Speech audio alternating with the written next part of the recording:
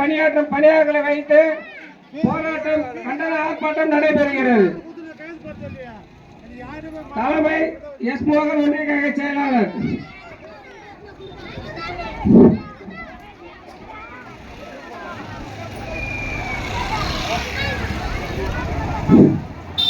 மாண்புமிகு தமிழகத்தின் முதல்வர்